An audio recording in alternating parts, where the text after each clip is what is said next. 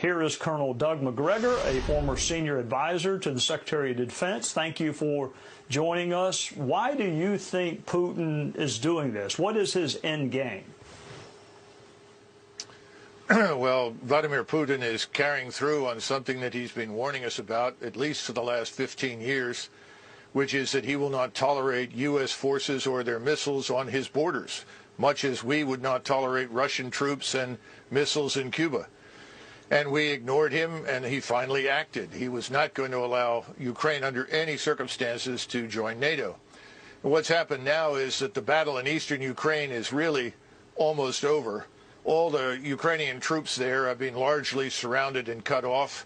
You have a concentration down in the southeast of 30 to 40,000 of them.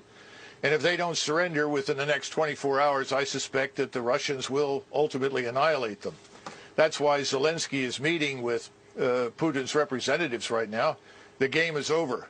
And he's going to have to negotiate the best deal he can get. And we've already told him, the President of the United States has, that if he opts for neutrality for Ukraine, we'll back him.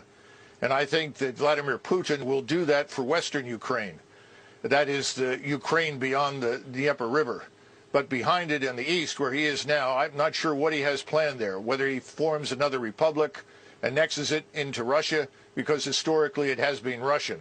But the territory west of Ukraine is not. He knows that, and he's happy to live with that as a neutral state.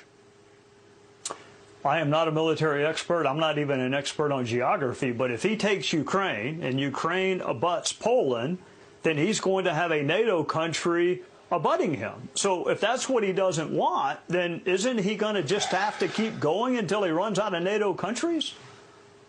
I guess I should say it again. He has no interest in crossing the Dnieper and heading west to the Polish border. I think you're going to find from these negotiations he's quite willing to neutralize that territory on the Austrian or the Finnish model. Right now, Russia already touches Estonia and part of Latvia. White Russia, of course, touches Lithuania. He's not interested in going to war with us, and he has an army that's too small for that purpose.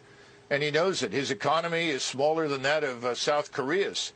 So this is not something that he's looking for. We are imputing to him things that he does not want to do in our usual effort to demonize him and his country.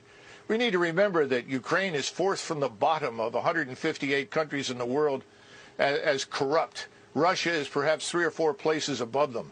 This is not the liberal democracy, the shining example that everyone says it is. Far from it. Mr. Zelensky has jailed journalists and his political opposition. I think we need to stay out of it. The American people think we should stay out of it. The Europeans think we should stay out of it. And we should stop shipping weapons and encouraging Ukrainians to die in what is a hopeless endeavor. So when you say stay out of it, you mean no sanctions, no military aid, just let Russia take the portion of Ukraine they want to take?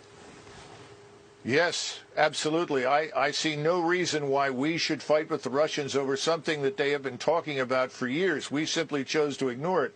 And more important, the population there is indistinguishable from their own. You know, the thing that's so disturbing is that on the one hand, we will not send our forces to fight, but we are urging Ukrainians to die pointlessly in a fight they can't win.